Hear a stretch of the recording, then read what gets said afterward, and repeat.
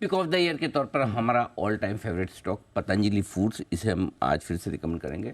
650 रुपये से लगातार हम रिकमेंड करेंगे। जब से इसका पहला ऑफर फोर सेल आया जी। तब जितना पसंद था दीप, आज भी उतना ही आप भी उतना ही पसंद है। हाँ, कोई कमी नहीं है इसको जी। पसंद करने में। उसकी वजह है, पहली बात तो ये कि इसको 1 से 2 साल के नज़रिए से आपको खरीदारी करनी है, 3 साल तक का भी व्यू बना सकते हैं। जो टारगेट्स लेकर चलने 1950 और 2200 दो टारगेट्स हैं, शॉर्ट टर्म, मीडियम टर्म और 2500 का बड़ा टारगेट। और मैं बार बार आपको बता दूं कि हम टारगेट इसको लगातार रिवाइज करते देखेंगे। 650 में जब इश्यू आया था हमने 800 और 900 का टारगेट दिया था। उसके बाद 1200, 1500, 1600, 1800 तक के टारगेट्स मैंने ऑलरेडी पहले दिए हैं। अब टारगेट्स रिवाइज करके हम 1950 और 2200 का करने जा रहे हैं।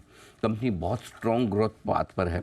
आप देखिए, चाहे वो प्रॉफिटेबिलिटी के लिहाज से देखें या टॉप लाइन के लिहाज से देखें, हर एक लिहाज से ग्रोथ बहुत ही स्ट्रॉन्ग है। और जो कंपनी की स्ट्रेटेजी है, सारी जितनी ब्रांड्स हैं वो एक अम्ब्रेला ब्रांड पतंजलि के अंदर ला रहे हैं, क्योंकि जितने भी अलग अलग बिजनेस है उसको कंसोलिडेट करके कर रहे हैं। और इसी क्रम में कुछ और जो बिजनेस बाहर हैं, मेरे ख्याल से वो बिजनेस भी जब अंदर आएंगे तो एक बड़ी ब्रांड होने का, बड़ी साइज़ होने का फ़ायदा होगा। और पहले भी जितने बिजनेस इन्होंने अपने साथ मर्ज किए हैं उसमें जो रेशियो रखे हैं, जो भी, वो हमेशा शेयर होल्डर्स के फेवरेबल वाले रखे हैं। और मुझे लगता है आगे भी ऐसा होना चाहिए। तो ये एक पूरा का पूरा कारोबार एक साथ लाने का, इंटीग्रेशन का और ब्रांड का फ़ायदा कंपनी को आगे चलते हुए ज़रूर मिलेगा। तो पहला कारण ये है। दूसरा ये है कि जो हाल ही में इन्होंने बैकवर्ड इंटीग्रेशन किया पाम ऑयल का बिजनेस का, उसमें प्लांटेशन के लिहाज से इंडिया में सबसे बड़ा पाम प्लांटेशन ये कर रहे हैं। अगले 4 सालों में इससे बहुत स्ट्रॉन्ग और बड़ी ग्रोथ आने वाली है। और जो कुछ भी डिपेंडेंस है पाम ऑयल इंपोर्ट करने की, वो खत्म होती दिखेगी।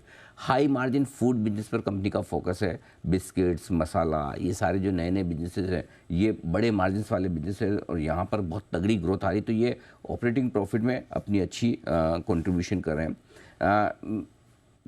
वैल्यूशंस के लिहाज से भी देखें तो दूसरी लिस्टेड कंपनी के मुकाबले में अच्छे वैल्यूशंस पे हैं। और उसकी वजह ये है कि पतंजलि को हमेशा वो वैल्यूशंस कभी मिले नहीं जो अंतर्राष्ट्रीय कंपनियों को मिलते हैं, लेकिन ग्रोथ इनकी उनसे कहीं ज़्यादा है। इवेंचुअली ये खत्म होगा।